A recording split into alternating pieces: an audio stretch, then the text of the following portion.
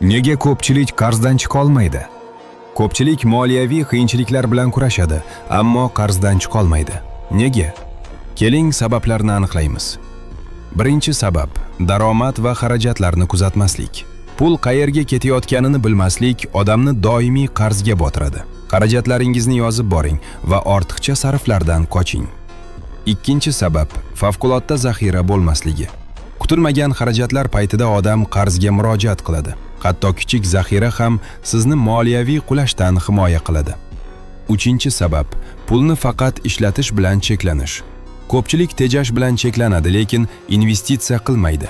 Pul ishlashga majburlanmasa, qarzlarni qoplash uzoq davom etadi.